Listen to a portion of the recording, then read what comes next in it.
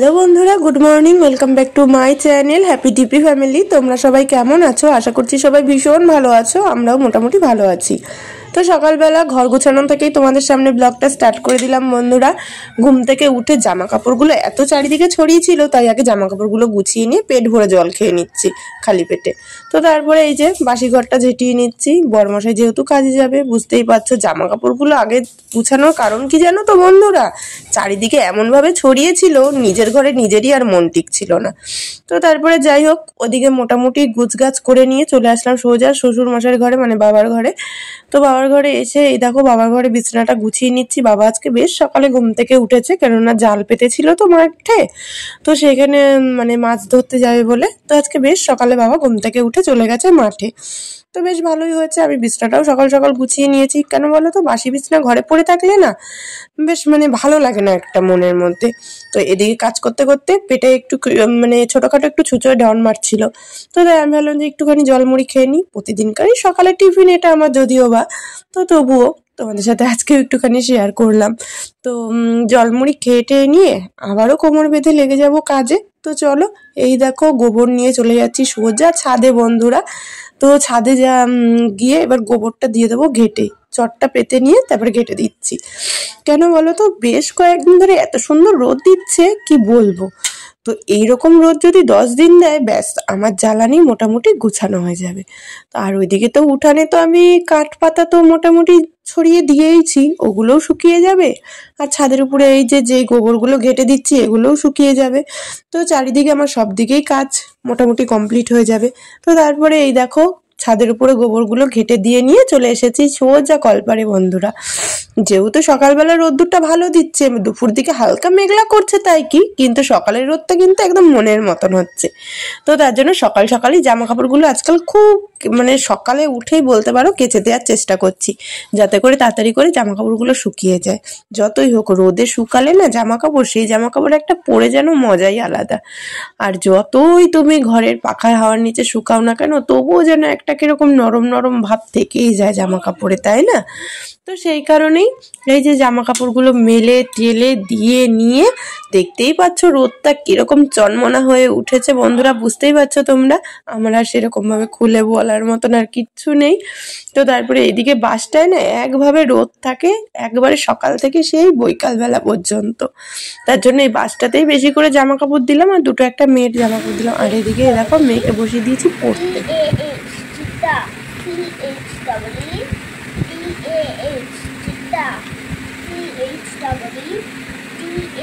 বন্ধুরা তো চলে এসেছি, কাজকর্ম করে সমস্ত কিছু করে একটুখানি নিমকি দিয়ে মুড়ি মেখে খেলাম। আর এদিকে তো তোমরা দেখলে এই যে মেয়েকে পড়তে বসিয়েছি। এদিকে মেয়ের মনে পড়ুক, আমি ওইখান থেকে দেখিয়ে দেবো। একটু গুড মর্নিং বলে দাও সবাইকে।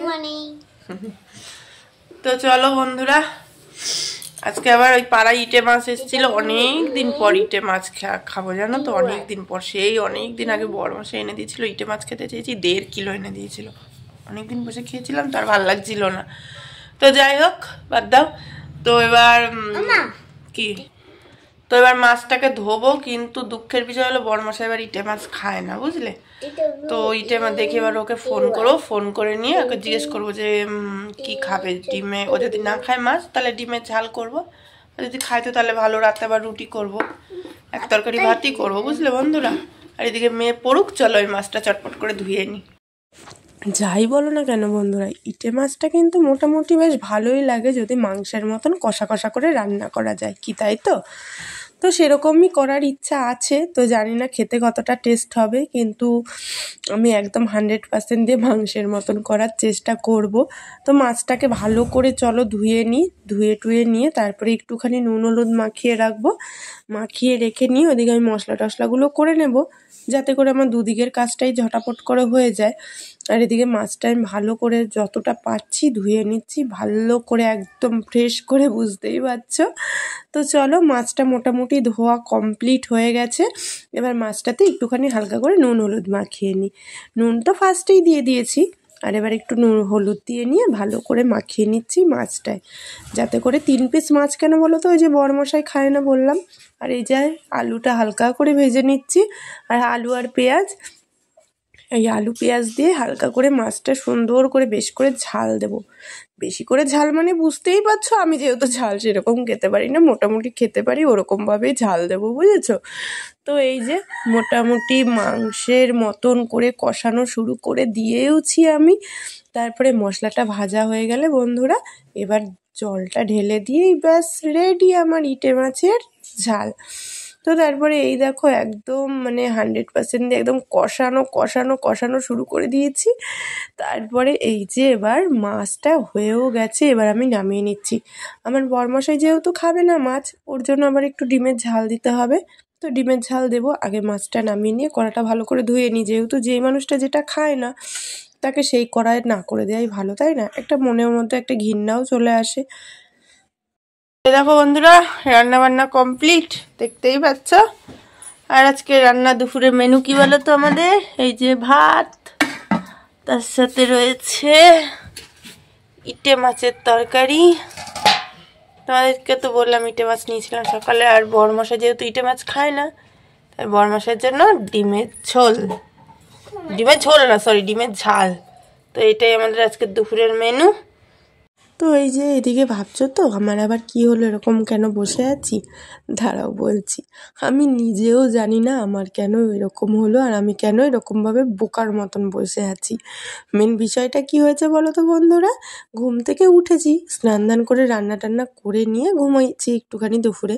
তো ঘুম থেকে উঠে আমি ঠিক করতে পারছিলাম না এই টাইমটায় যে এটা সকাল না দুপুর না বিকেল, বুঝতে পেরেছো? তারপরে খানিকটা বসে নিয়ে তারপর আমি বুঝতে পারলাম না এটা বিকেলবেলা।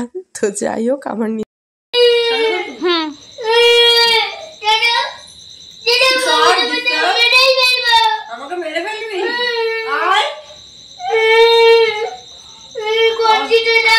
কঞ্চি দিয়ে মারবি? তোর বাবার সাহস আছে? তোর বাবার সাহস আছে? তুই তো তুই এক মিনিট হবে যাবে বলবি। বাবার সাহস আছে আমাকে মেরে ফেলার?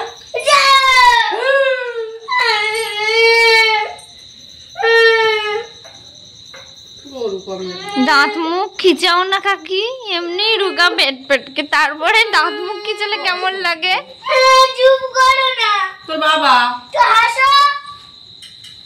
ভালো লাগছে না এটা ভালো না, একটু এই দেখো এরকম করে হাসো, এরকম করে ওখানে ফোন থেকে তোর বাবা পাগল হয়ে গেছে। তো ওইদিকে মেয়ের সাথে ঝগড়া করতে করতে এদিকে আমার রুটিটাও মোটামুটি বানানো হয়ে গেছে বন্ধুরা, দেখতেই পাচ্ছ। এবার একটু সেঁকে নেব। আর এদিকে দেখো চিনি দিয়ে জল বসিয়েছি, কারণ একটুখানি বোঁদে করবো বলে, মানে আর কি শিরা না রস বলে, তো সেটাকেই বানাচ্ছি। তো এই দেখো আমি এদিকে বোঁদের প্যাকেটটা নিয়েও এসেছি, এই যে। তো চলো বন্ধুরা, রাত্রের খাওয়া দাওয়া রেডি হয়ে গেছে। করেছি আলু চচ্চড়ি, এই যে আমি একটুখানি বাটি করে নিয়ে নিয়েছি। মেয়ে তো ঘুমিয়ে পড়ে, তাই জন্য মেয়েকে খাইয়ে দেবো এখনই। আর এই যে রুটি করেছি, রুটিটা একদম আটকা। তো এই যে রুটি আর একটুখানি শখ হলো বোঁদে খেতে, তো একটু বোঁদে বানিয়েছি। এখনো ভালো করে ভেজে নি, রস করে তাই ভিজিয়ে রেখেছি। তো চলো এই হলো আমাদের রাতের ডিনার। চলো বন্ধুরা মেয়েকে খাইয়ে দিই, তারপরে আসছি। তো বন্ধুরা চলে এসেছি, রাতে খাওয়া দাওয়া কমপ্লিট করে নিয়ে চলে এসেছি এই ঘরে। তো মেয়ের বই টইগুলি দেখো টেবিলে করে গুছিয়ে নিলাম, মেয়ের পড়ার মানে কি ছোট টেবিলে। তো এবার রাতে খাওয়া দাওয়া কমপ্লিট হয়ে গেছে, মেয়েকে খাই দিয়েছি। মেয়ের সাথে খাওয়াতে খাওয়াতে মেয়েকে খাওয়াতে খাওয়াতে আমি একটা রুটি খেয়ে নিয়েছি, বুঝেছো? আমি আর রাতে খাচ্ছি না, খেলেও একটুখানি বোঁদে বানালাম, তোমাদেরকে দেখালাম না, সেই বোঁদে খেয়ে একটুখানি জল খাবো, ব্যাস, আর কিছু খাচ্ছি না।